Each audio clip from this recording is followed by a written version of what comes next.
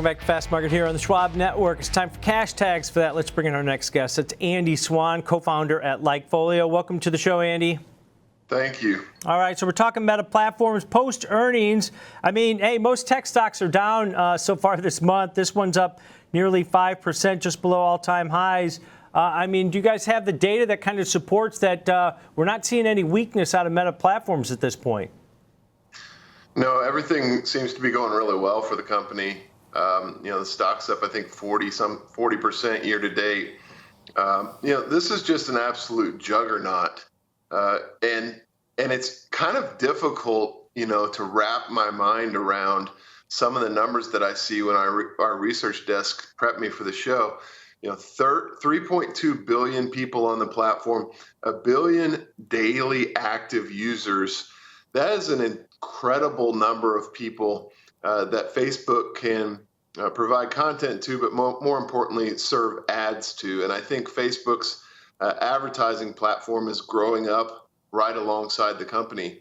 When we think about the company renaming itself to Meta, I think it's clear that they maybe went a little too far, a little too soon in the in the metaverse kind of renaming, rebranding, all of that. But their focus on AI is going to pay off in a very big way because of the audience that they have and because of the content that they get from each of those users and the understanding they have of what each of those users is into.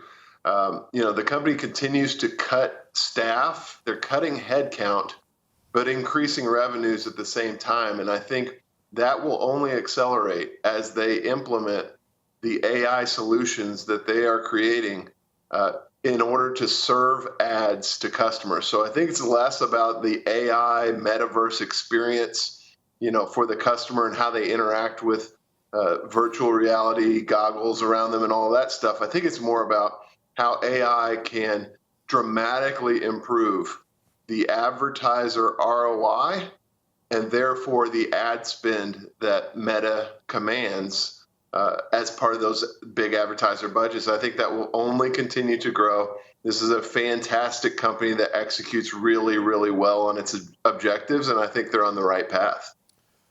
Andy, I think we're getting into the nitty-gritty of AI here, right? And it's starting to separate winners from losers. And a lot of companies building out AI or investing in AI, they have a theory of how it's going to work, but they don't really know if it's going to be that popular. Meta, they have a clear path how AI is going to help them. It's in content recommendations, right? What hits your feed? It's better ad targeting and better ad performance. Though that's the money pot for a place like Meta. So if there's any clear winner down the road from AI, it's got to be Meta, right? Yeah, I think, we tend to get caught up in those consumer-facing applications, like ChatGPT,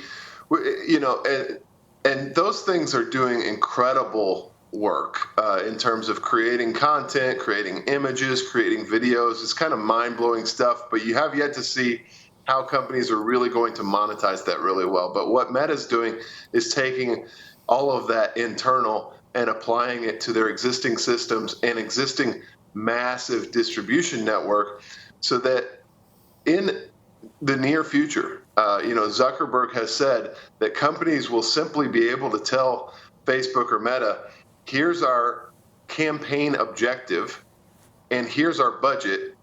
And Meta's AI will essentially be able to write the copy and create the ads for those companies. And I think that is an extraordinary advancement in advertising technology. It's doing what Google AdWords did for search on the internet 25 years ago, taking that to the next level. And I think it's an incredible proposition, an incredible spot to be for Meta. And again, I have to say, this is a company that has proven to execute extraordinarily well ever since we all laughed at Mark Zuckerberg for turning down $1 billion whatever it was 15 or 20 years ago.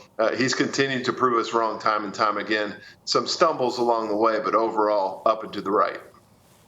Andy, when you guys look at your retail media graphic here, where you got Meta plus 13.1 on this one, I'm surprised that it's still below Alphabet and Amazon on this graphic. I mean, you got 3.27 billion daily active people across all of its family of apps.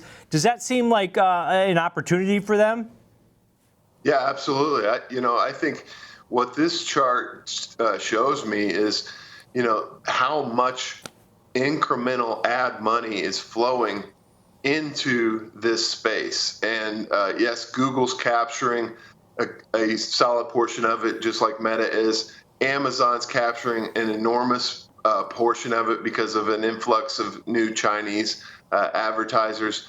It tells me that there is so much money flowing into this space in total, and Meta is positioning itself to take a bigger and bigger share of that going forward, that there's going to be multiple winners in the advertising space. Meta is certainly going to be one of them, and we think probably may end up being the very best of the best, considering the distribution network that they have and the knowledge that they have about each and every one of their customers. Andy, all-time high 542.80 just about 3 or 4 weeks ago. It's pulled back a little bit, but like I said, it's outperforming a lot of these tech names that have pulled back. If you had earnings today, would you guys still be buyers here? Because the stock popped after earnings, but we haven't reached those highs again. Yeah, it would be. And, I love stocks that pull back off of all-time highs.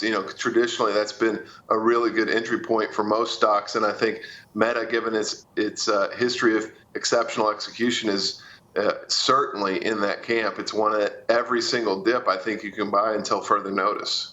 All right, great stuff, great data as always, Andy. Appreciate it.